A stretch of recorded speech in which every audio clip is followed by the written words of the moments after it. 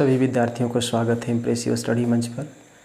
मैं बता दूं कि आज से इस चैनल पर बोर्ड परीक्षा की शानदार तैयारी के लिए क्लास शुरू हो चुकी है, जिसमें परीक्षा की दृष्टि से प्रत्येक विषय के चैप्टर वाइज उन सभी टॉपिक का अध्ययन करेंगे जिस टॉपिक से प्रश्न पूछे ही जाते हैं।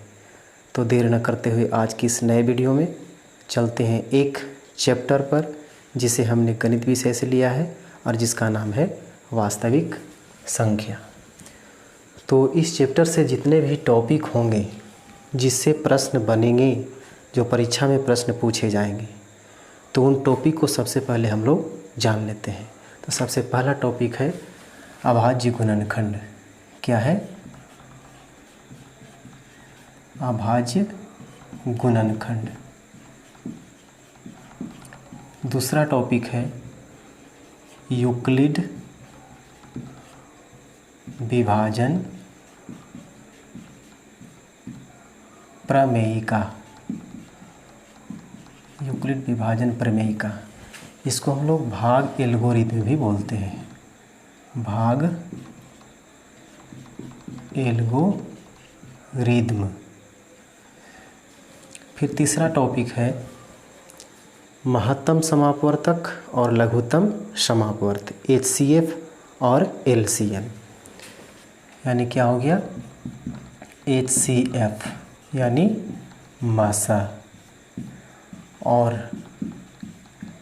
LCM यानी लासा, यानी महत्तम समापवर्तक और लघुत्तम समापवर्त। ये जो क्वेश्चन आता है ये अभाज्य गुणनखंड विधि से भी होता है और यूक्लिड विभाजन प्रमेयिका या भाग एल्गोरिथम के द्वारा भी पूछा जाता है। तो अभाज्य गुणनखंड से जब पूछा जाएगा तो मासा और लासा ये दोनों पूछा जा सकता है, लेकिन क्या होगा, यूक्लिड विभाजन प्रमेयिका से जब निकालना होगा तो उससे केवल मासा ही ज्ञात करना होगा। फिर इसका तीसरा जो टॉपिक है वो है परिमेय संख्या। परिमेय संख्या और अपरिमेय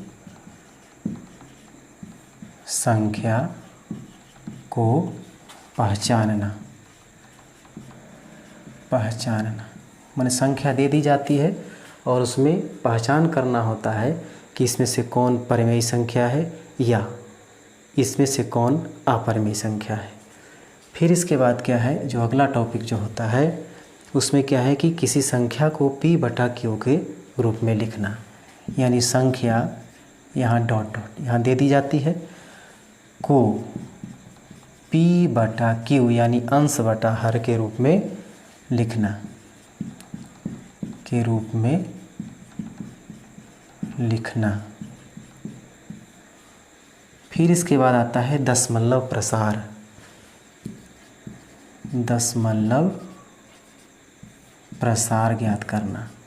और दशमलव प्रसार क्या होता है कि वो शांत है अथवा अशांत है। ये दोनों तरह से क्वेश्चन हो सकता है, शांत अथवा अशांत। अब इसके बाद क्या है, इसके बाद एक टॉपिक और होता है अपरिमेय संख्या को सिद्ध करना। अपरिमेय संख्या को सिद्ध करना।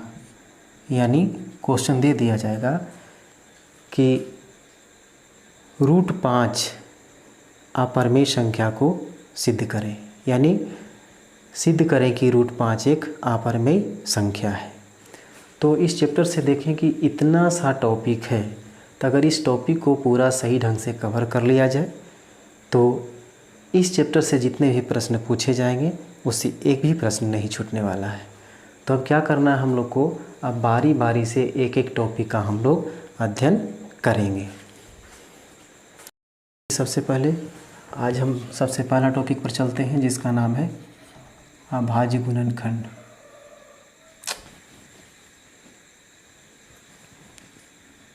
जिसका नाम है अभाज्य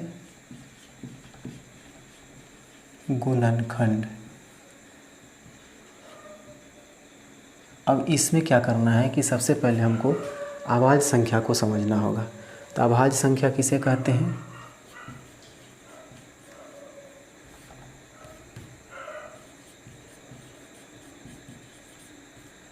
अभाज्य संख्या यानी एक से बड़ी वे प्राकृत संख्याएं,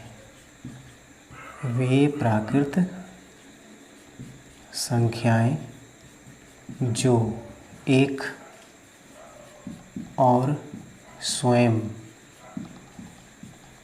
के अतिरिक्त अन्य संख्या से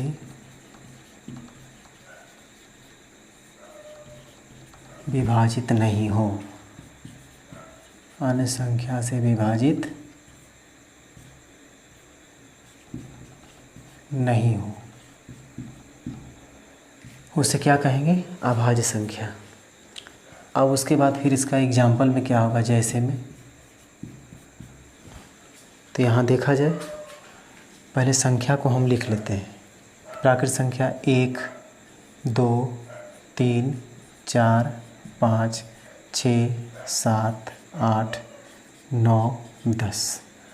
अब इसमें क्या है? इसमें कह रहा है एक से बड़ी वे प्राकृत संख्या है जो एक और स्वयं के अतिरिक्त किसी अन्य से विभाजित नहीं हो, यानी एक और स्वयं से विभाजित हो, एक और स्वयं से पूरा कट जाता हो, लेकिन और किसी संख्या से विभाजित नहीं हो।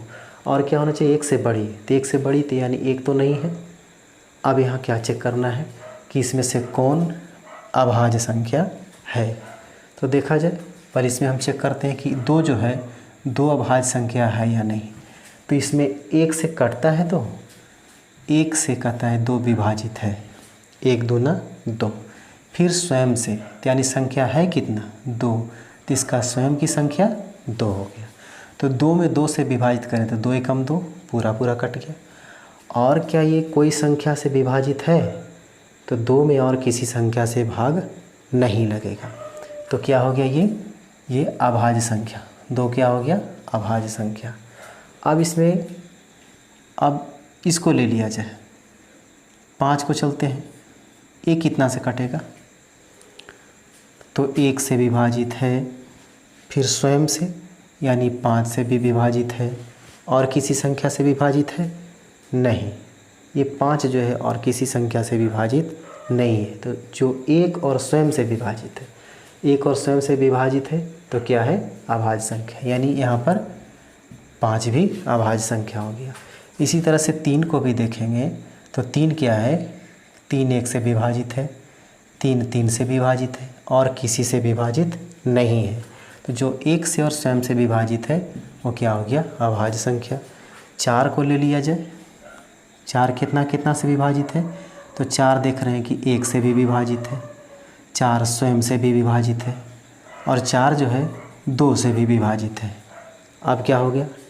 ये तो हो गया 1 से भी और स्वयं से भी, लेकिन इसके अलावा दूसरी संख्या से विभाजित है।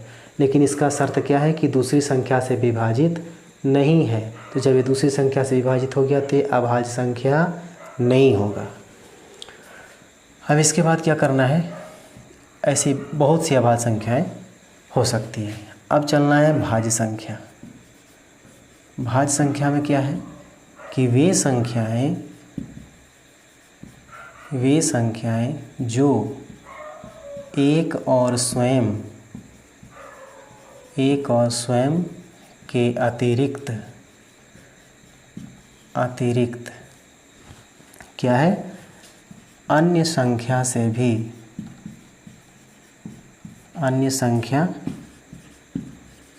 भी विभाजित हो, उसे क्या कहेंगे? भाज्य संख्या। यानी इसका कहने का मतलब है कि वे संख्याएं जो 1 से भी पूरा कटता हो और अपने खुद से यानी स्वयं से भी कटता हो, लेकिन इसके अलावा और दूसरी संख्या से भी पूर्णतः विभाजित हो, तो उसे क्या कहेंगे? भाज्य संख्या। अब इसमें देख लिया जाए कि हमने देखा था 4 को कि 1 से कट रहा है, 2 से कट रहा है, और 4 से भी कट रहा है। यानी कहने का मतलब 1 से और स्वयं से तो विभाजित है, इसके अलावा और दूसरी संख्या से भी विभाजित है। तो जब दूसरी संख्या से भी विभाजित हो गया तो क्या हो गया? ये भाज्य संख्या हो गया। यानी 4 क्या हो गया? भाज्य संख्या। अब यहाँ 6 को चेक करते हैं, 1 किससे किससे कट रहा है। तो सबसे पहले 1 से विभाजित है, 6 स्वयं से विभाजित है, इसके अलावा और देखते हैं तो 2 से भी विभाजित है, 2 तिया 6, 2 से विभाजित है, और फिर 3 से भी विभाजित है, 3 दूना 6। अब देखा जाए इसमें कि 6 जो संख्या है वो 1 से, स्वयं से, इसके अलावा और दूसरी संख्या से भी विभाजित है। तो क्या हो गया, ये जब दूसरी संख्या से भी विभाजित है तो ये भाज्य संख्या हो गया। अब यहाँ 8 को भी चेक करके देखते हैं कि 8 किससे किससे विभाजित है। तो 8 को देख रहे हैं तो 1 से भी विभाजित है, 8 से भी माने स्वयं से भी विभाजित है, इसके अलावा और क्या है, इसको 2 से भी देख रहे हैं विभाजित है, और ये 4 से भी विभाजित है। यानी कहने का मतलब 1 से, स्वयं से और इसके अलावा कोई दूसरी संख्या से भी विभाजित है तो क्या हो गया, भाज्य संख्या। इस तरह से भाज्य संख्याएं अनेक हो सकती है। अब यहाँ पर क्या देख रहे हैं कि हमने क्या देखा कि 1 से लेकर के इतना तक लिखे हैं, 10 तक। अब इसमें कौन कौन से भाज्य संख्या था, कौन कौन से अभाज्य संख्या था, हमने चेक कर लिया। लेकिन 1 जो है, 1 कौन संख्या है, तो 1 क्या है, भाज्य में भी नहीं आया और ये अभाज्य में भी नहीं आया। तो इसका क्या हो सकता है, चलिए इसका नोट लिखते हैं कि 1 ना तो भाज्य संख्या है और न ही अभाज्य संख्या है। ठीक है, अभाज्य संख्या है।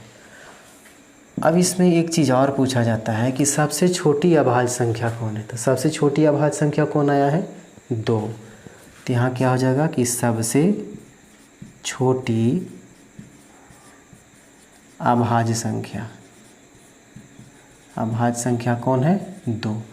अब 2 तो एक सम संख्या भी है, तो इस चलते क्या होगा कि 2 को हम सम अभाज्य संख्या भी बोल सकते हैं। यानी सम संख्या भी है और अभाज्य संख्या भी है, सबसे छोटी अभाज्य संख्या भी है। तो ये क्या हो जाएगा, सबसे छोटी अभाज्य संख्या 2, सबसे छोटी सम अभाज्य संख्या 2। ठीक है।